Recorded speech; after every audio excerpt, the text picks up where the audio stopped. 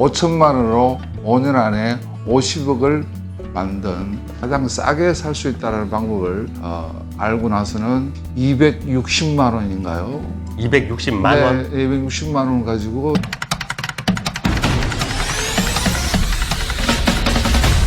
안녕하십니까. 네, 반갑습니다. 네. 친절한 생활연구소 김도영 소장입니다. 오늘은 부동산 경매의 보수, 현실적 투자 비결이라는 좋은 책을 쓰신 박병주 작가님을 모셨습니다. 오늘 여러 가지 한번 쉽게 돈 버는 방법은 없겠지만 그래도 조금이라도 우리가 이제 팁을 받을 수 있다면 좋을 것 같아서 이 책에 관련된 내용과 또 부동산 전체에 대한 이야기를 한번 들어보도록 하겠습니다. 먼저 작가님 소개부터 한번 해주시죠. 예, 반갑습니다. 555 법칙이라는 타이틀을 알고 5천만 원으로 5년 안에 50억을 만든 부동산 경매 고수의 현실적인 투자 비결을 쓴 저자 박병주입니다. 반갑습니다. 네, 반갑습니다. 이 책이죠. 네, 이 책 쓰는 게 사실은 쉽지 않지 않습니까? 네. 쉽지 않은데 처음에 책을 쓰게 된 계기가 있으실 것 같은데. 제가 부동산을 한 20여 년 한 것 같아요. 제가 공인중개사 자격증을 따고 부동산 여러 분야를 이제 접하게 되었는데요. 부동산을 취득하는 방법은 여러 가지 방법이 있는데 경매 또한 부동산을 취득하는 방법 중에 하나입니다. 그러나 부동산을 취득함에 있어서 여러 가지 방법 중에 경매라는 방법을 통하는 것이 가장 싸게 살 수 있다는 방법을 알고 나서는 경매에 관심을 가지게 되었고, 또 제가 경매를 통해서 일정한 자산을 취득하다 보니 이 내용들을 독자들한테 알려준다면 자산을 증식하는데 도움이 되겠다라는 생각에서 책을 쓰게 되었습니다. 책에 보면 5천만 원으로 5년 만에 50억을 만드는 이렇게 적혀 있습니다. 네네. 가능한가요? 예, 가능합니다. 물론 제가 자산 50억을 현재 가지고 있습니다만은 순수 자산은 아니고요. 부채를 포함한 자산이긴 합니다만, 네, 자산이죠. 네, 자산이긴 합니다만, 경매를 통한다면 충분히 가능하고, 제 주위에 계신 분들도 보면 부동산 자산을 경매를 통하든 어떠한 방법을 통해서 저보다 훨씬 더 많은 부를 가지고 계신 분이 많이 계시더라고요. 네. 그래서 충분히 저는 가능하리라고 보고 있고, 실제로 제가 경험한 내용들을 바탕으로 해서 쓴 것이니만큼 가능하리라고 봅니다. 그러니까 네. 이 책이 본인의 성공담을 포함해서 경매를 해야 되는 이유가 있을 거 아닙니까? 네네. 간단하게 말씀을 해주시죠. 경매를 통하면 가장 싸게 살 수 있습니다. 가장 심플하죠. 가장 싸게 살 수 있으니까 경매를 통하는 게 좋다. 이런 얘기입니다. 그러면 성공적으로 부동산을 사기 위해서는 네. 일반적인 매매도 가능하지만 네네. 가장 저렴하기 때문에 경매를 선택했다. 네네. 그러면 보통 이제 저도 경매를 한번 물어나 봤습니다만은 경매를 하려면 일단 기본적으로 돈이 좀 있어야 되지 않습니까? 목돈이. 네, 그렇죠. 그 목돈이 없는 사람 아니면 적거나 없는 사람이 할 수 있습니까? 네, 할 수 있습니다. 저 책 본문에도 그런 내용이 소개된 바가 있습니다만, 제 주위에 계신 분 중에 가장 적게 자본을 가지고 가신 분이 260만 원인가요? 260만 원? 네, 260만 원 가지고 시작하신 분도 계시고, 500만 원, 1000만 원, 이 정도 돈으로도 충분히 가능합니다. 260만 원 예를 하나 들어주시죠. 이분은 사실 직접적인 제 주위에 계신 분은 아니고요. 네. 다른 분의 소개를 받아서 하신 분인데, 이분은 지분 경매라는 걸 통해서 전체의 자산 중에서 일정 지분을 구입하시는데 그 지분 경매를 통해서 수익을 창출하시는 분이었습니다. 네. 말하자면 그러면 3천만 원짜리를 사는데 그 중에 200만 원치만 산다. 네, 그렇습니다. 네. 그거는 가능하겠네요. 네네. 약간 복잡한 것 같지만. 네, 약간 사실 복잡하진 않습니다. 알면 네, 심플하다. 네, 그렇습니다. 그럼 200으로 300 만들고 400만 이렇게 늘려가는 거네요. 네, 그렇죠. 네. 그런 기술 좀 배워야 될 것 같은데 책 안에 좀 내용이 있습니까? 그러면 경매를 배우려면 시간과 뭐 비용 같은 게 있을 거 아닙니까? 시간은 사실 얼마라고 얘기하기는 좀 곤란하고 개인마다 편차가 있는데요. 네. 경매 절차적인 프로세스를 배우는 데는 사실은 한 달 정도면 가능합니다. 하지만 그 경우의 수들이 너무나 많기 그렇죠. 때문에 경험을 해야 되기 때문에 공부는 끊임없이 해야 된다라고 저는 보고 있고요. 저 또한 지금 뭐 공부를 계속 하고 있는 중입니다. 하지만 그 시간이라는 부분은 하여튼 많이 노력해야 된다 뭐 이렇게 얘기할 수 있을 것 같고요. 비용은 아까 말씀드렸듯이 그렇게 많은 비용을 원하지는 않는다. 그럼 처음에는 작은 돈으로 네, 이렇게 하면서 또 그 프로세스를 배운다. 네, 그렇죠. 그리고 그 이후에도 계속 배운다는 것은 무슨 트렌드 같은 거를 본다는 말씀인가요?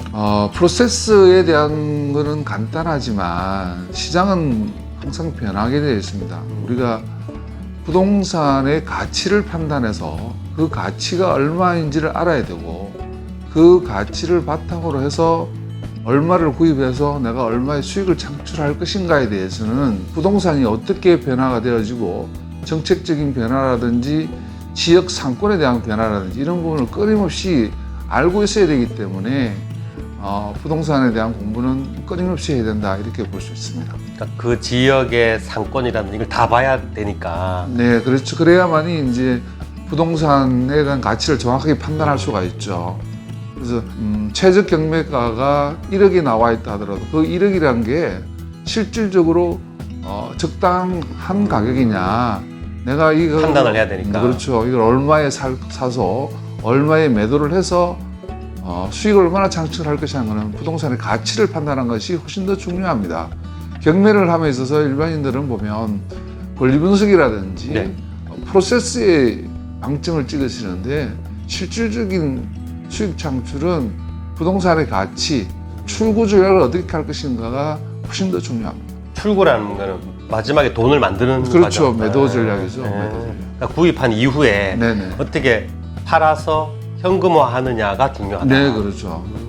그거는 배워야 되겠네요. 네, 그렇죠. 배우고 그 근처에 가서 또 이렇게 뭐라 그럽니까 밥도 먹고 사람도 만나고 이렇게 해야 되는 거 아닙니까? 네, 부동산은 끊임없는 임장을 통해서 임장이라고 합니다. 현장에 나가서 현장. 물건을 직접 보는 그 물건 주위에 여러 사람들을 만나고 정보를 취득하고 이런 부분을 임장이라고 합니다.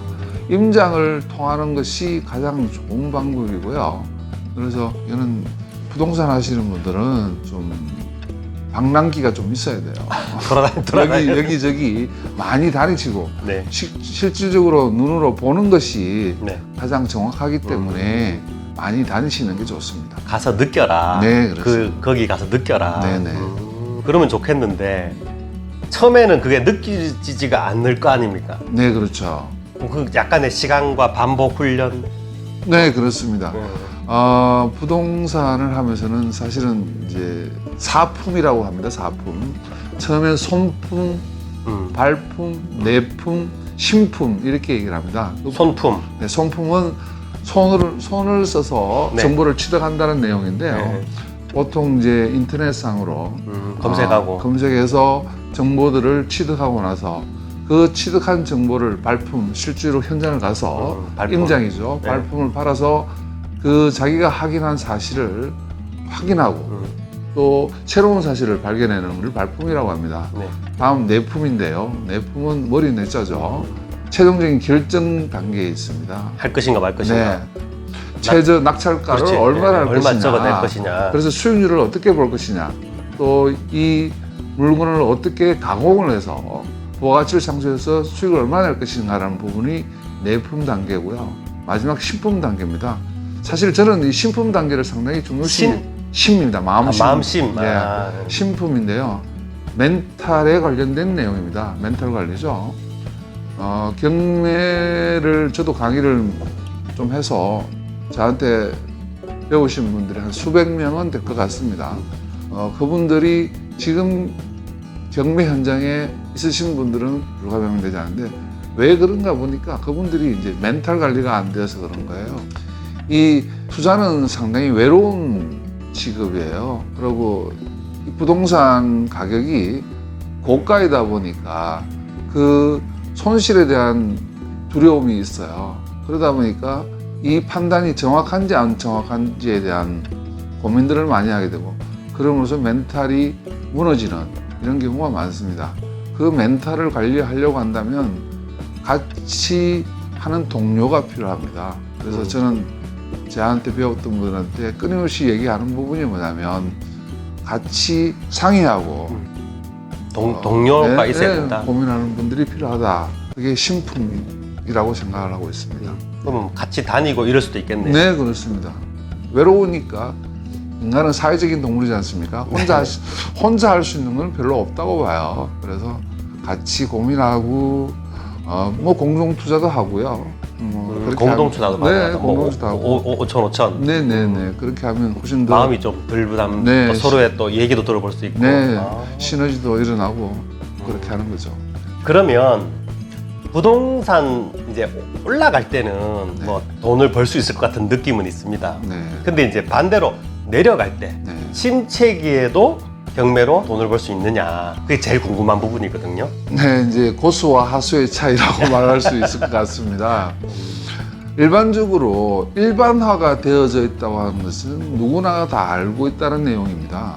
그러면 방금 사회자께서도 말씀하셨듯이 상승기에는 누구나가 돈을 벌 수 있을 것이라고 생각을 하고 있습니다. 저도 그렇죠. 일반적으로 그거는 그렇죠. 뭐 저도 뭐. 네, 네. 그러나 침체기 가격이 떨어지는데 어떻게 돈을 벌 수 있을 그렇죠, 것인가라고 그렇죠. 보는데, 사실은 기회는 여기에 더 있습니다.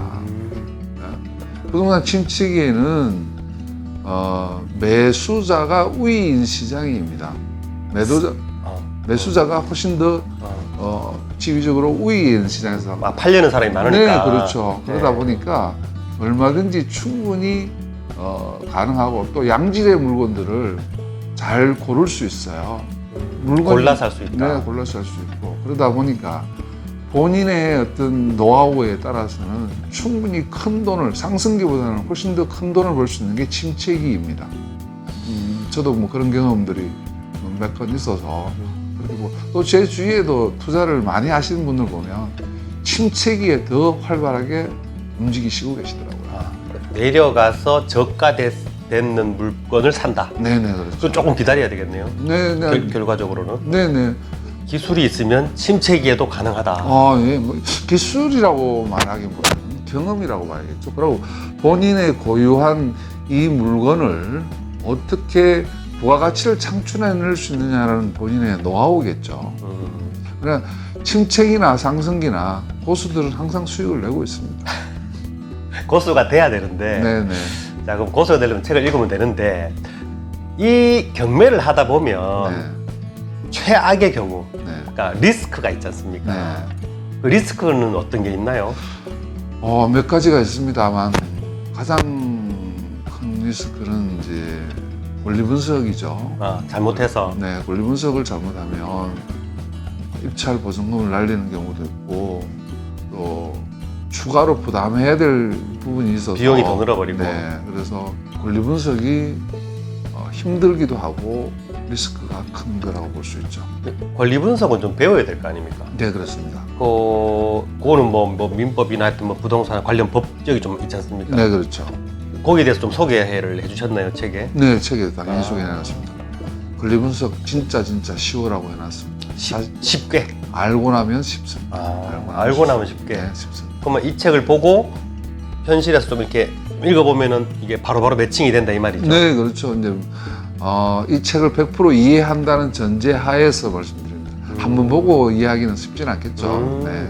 예전에 그 생각이 나네요. 제가 예전에 문희갑 시장님을 만났었는데 그분이 책 읽는 방법에 대해서 설명을 해주시더라고요. 네. 근데 그분은 처음에는 그냥 읽고, 그리고 두 번째 읽을 때는 노란 줄을 끊고, 그리고 노란 줄만 읽으면서 다시 뭐 파란 줄을 끊고, 또 파란 줄만 읽으면서 또 뭐 빨간 줄을 끊고, 빨간 줄을 끄면서 또 위에 뭐를 끊고, 이렇게 해서 책을 점점점 줄여가면서 읽어라. 그러면 마지막에는 수첩 서너 페이지에 이 책이 다 담긴다고 하시더라고요. 그래서 그분은 뭐 8번, 9번을 읽고 마지막에 외울 거는 수첩에 한 페이지에 정리한다.